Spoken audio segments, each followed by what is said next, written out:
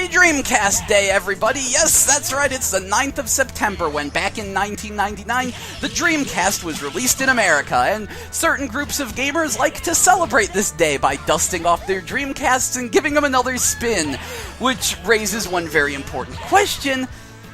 Why the heck are people so obsessed with the Dreamcast? I've been meaning to do an episode on this for a while where I explain in super poetic purple prose in a hyper-nostalgic manner how wonderful the Dreamcast is and try to explain that. But since I'm a lazy bastard, I never get around to it. So let me try to explain, simply, in plain English, why the Dreamcast is such a big deal, why it has this cult following, because there seriously is a split.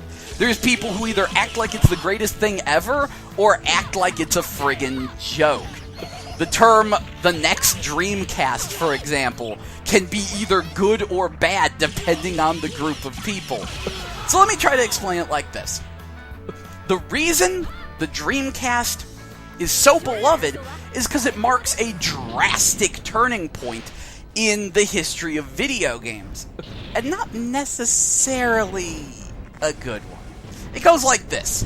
Basically, the Dreamcast marks the point where we switched from arcade-style games to cinematic games with the PS2.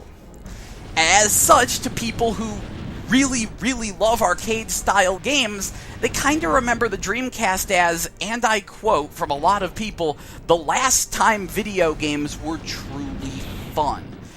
And there's sort of a history and reason behind this. Because back in the days, when arcades were actually a thing, it was so hard to find the arcade machine you wanted to play. Like Shadow over Mystara, I wanted to play that so bad. It was featured in all these magazines, but I could not find a machine. I never found an arcade machine of that game in an actual arcade. I would only find it, like, in the arcades at ASEN and stuff. They never actually... I've never seen it in a real arcade back in the day. The only time I was able to play it was when it was ported to Saturn. There were tons of arcade games that were coming out that were stuck in arcades that no home console could adequately accommodate, like Street Fighter 3. So, all these arcade games were coming out. They were really hard to find in arcades, because arcade owners really were not buying the new machines as fast as they were coming out. And we were all like, we want these arcade games. Enter the Dreamcast, which was basically a Naomi. It was nearly identical to Sega's current arcade hardware. As such, it took almost no work to take an arcade game and slap it on the Dreamcast. And it's maddening. There was just this deluge of arcade games just instantly coming home, just being thrown on the Dreamcast, and I was so happy. All these games I heard about, all these games that were previewed in magazines, I had a chance to play them. And when a new one came out and hit the arcades, I was able to just say, yo, what, that'll probably come to Dreamcast really soon. Oh, hey, guess what, in a couple months, boom, it's on Dreamcast, if it isn't the simultaneous release. You see, in Japan, they actually had arcade machines with VMU slots. So they had some interactivity, some interconnectivity there. Like Project Justice, Rival Schools 2, whatever you want to call it. You could make custom characters in the Japanese version, in the weird board game thing. Bring them to the arcades on your VMU and use them there. But obviously, this was not used in American arcades. And many Western arcade owners just weren't keeping up. They weren't getting the new machines. And pretty soon, arcades started to lose their point, because frequently I would have the games on the Dreamcast before they hit the arcades. I asked, why would I ever pop any quarters into this machine? Because I never really got super hooked into arcade culture. And, so I was like, why would I ever pop any quarters in this machine? I've already got this on my Dreamcast. I've had this on my Dreamcast for months now. And only now are you guys getting this in? I mean, seriously, like Plasma Sword at Project Justice, I only ever saw in a real arcade once. And that was like a year after I bought them on Dreamcast. So, that sort of exemplifies the problem here, and part of what led to the downfall of arcades. They were starting to lose their relevance because the games were coming home so fast, and the Western arcades just weren't getting in the new machines fast enough. They were too expensive. We didn't have the same our cabinets weren't quite as interchangeable as the Japanese ones. Like, they kinda are, but you want to like redo all the artwork and stuff, and it winds up being just this big old mess. As such, yeah, Western arcades could not keep up. But that was the Dreamcast's bread and butter, though, was just arcade-style games, arcade ports. That's what the Dreamcast did best. If you liked those kind of games, especially if you were a Capcom fan, because Capcom just went all in on the Dreamcast. They released so many games on it. But, yeah, if you liked that kind of game, the Dreamcast was a dream come true.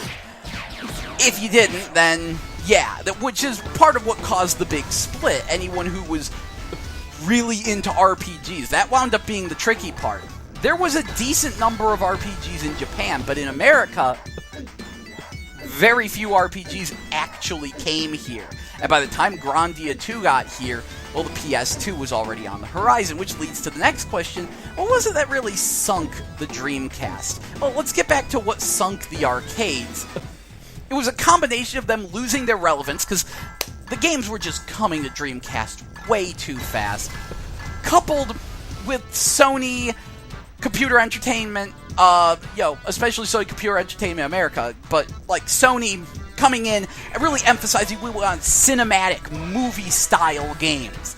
And the American brand, Sony Computer Entertainment America, also had their stupid quality control rules in place where you were not allowed to release a 2D game at full price. The best example of that is that Street Fighter Anniversary Collection that had that like enhanced Street Fighter 2 and Street Fighter 3 Third Strike on it.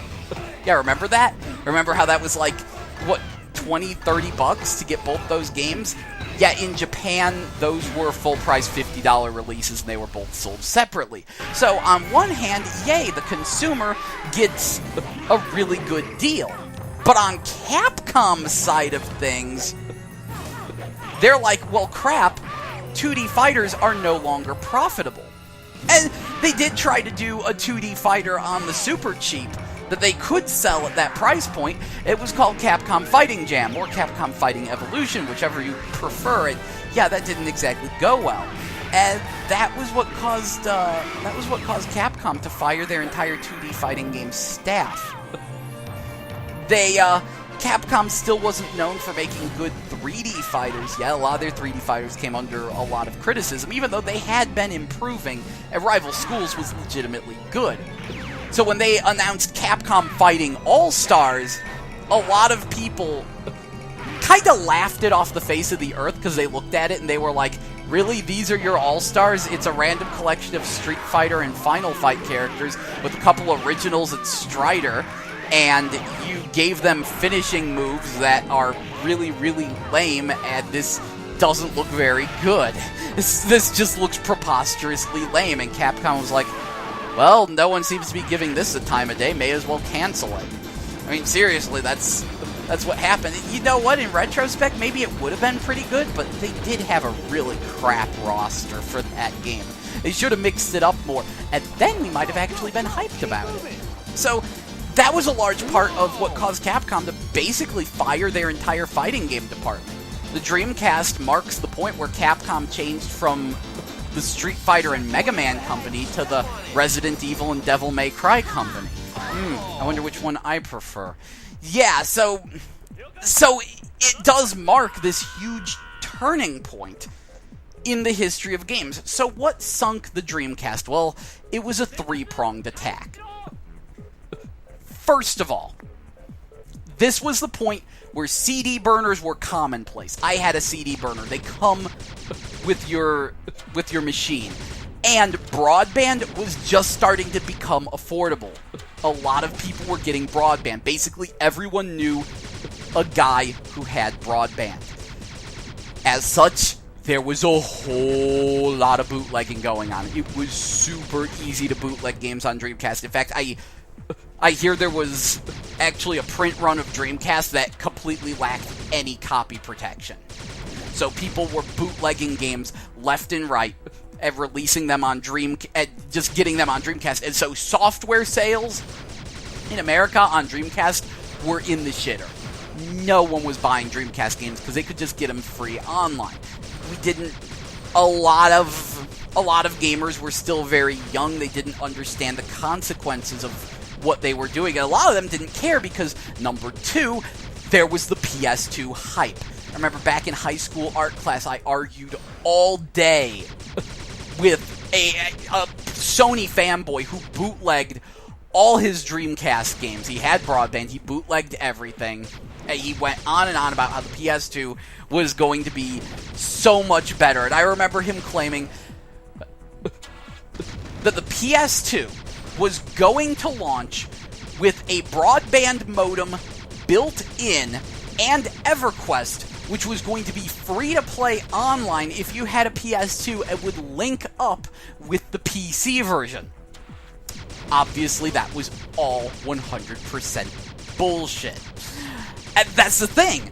The Dreamcast never competed against the PS2. It competed against the PS2 hype. A nebulous cluster of lies that couldn't be proven false. You know, Sony could throw at us all these amazing graphics that technically the PS2 could do, as long as it wasn't displaying any other characters on screen at the same time. It was showing off all these crazy tech demos and promising us just amazing visuals. And by the time people actually got their hands on the PS2 and realized maybe those visuals aren't as good as we initially thought, the Dreamcast was already out of here. Which brings us to the third point. So, okay, the pirating tanked the software sales. The PS2 hype tanked the hardware sales, which were already being sold way too cheap in America. So they were losing money on the systems in the States. Number 3, their license on Windows CE ran out. You see, in order to make programming on Dreamcast super easy, they packed it with Windows CE. So you could really easily port games from PC to the Dreamcast. Windows CE games didn't run too terribly well. They always had really long load times. But whatever, it made it easier to develop on the system. It gave us Armada, which was good times. So it mattered. And their license ran out. And Microsoft is like, hey, if you want to keep producing Dreamcasts that have Windows CE in them, you're going to have to pay us to renew your license. And that's kind of the sticking point. I mean, technically, they could have continued producing them without Windows CE, but then there would just be this random collection of Dreamcast games that wouldn't work on certain Dreamcast systems. They didn't want to, deal with that hassle. And software sales are in the shitter. Hardware sales are in the shitter. And now they have to pay if they want to continue producing hardware. That's when Sega threw in the towel, and who can blame them? At that point, it wasn't worth fighting. The Microsoft thing, I think a lot of people might have a grudge against when they hear about it, but Sega and Microsoft actually had a pretty good relationship, and that was very much just business.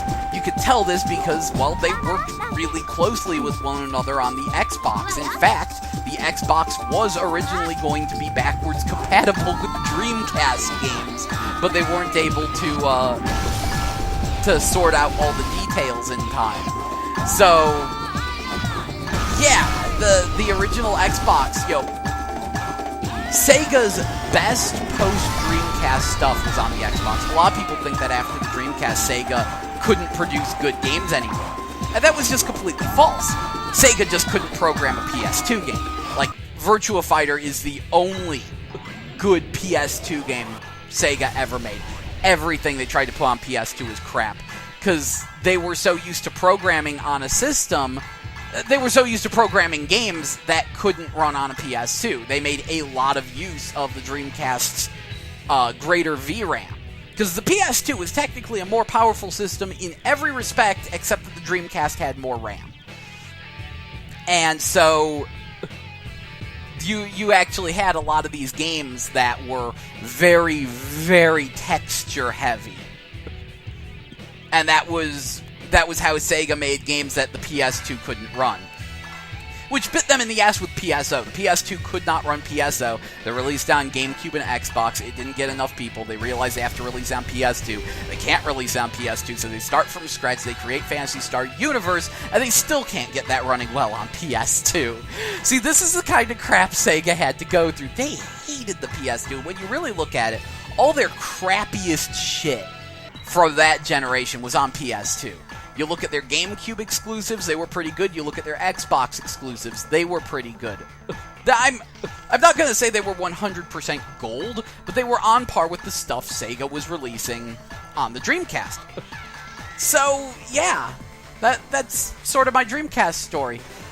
A lot of people believe that the Dreamcast is pointless these days, that any worthwhile game on Dreamcast has been released on other systems. But of course, just looking at the videos I'm putting with this, you can tell that's not the case. There's a number of Dreamcast games that are only available on that system and have not yet been ported, partially due to Capcom's own incompetence. I would say Project Justice probably tops the list, too. All in all, the Dreamcast is a wonderful system, but there's a reason why people remember it so fondly. It's a combination of hardcore Sega fanboyism, being super sad that Sega doesn't have their own consoles. I remember the days when Sega was a first-party company and everything was super cool, and the fact that that was when the arcade era was officially over. Because after the Dreamcast, yeah, arcades went with it. And it kind of sucks.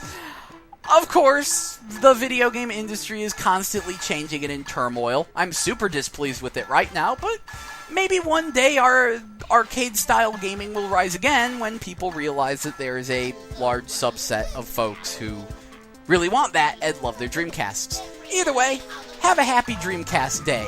Peace and goodwill to all gamers or something. Go sing some Dreamcast carols. Which I would assume is the Choo Choo Rocket song. Maybe Open Your Heart from Sonic Adventure. I don't know. We need to compile a list of Dreamcast carols.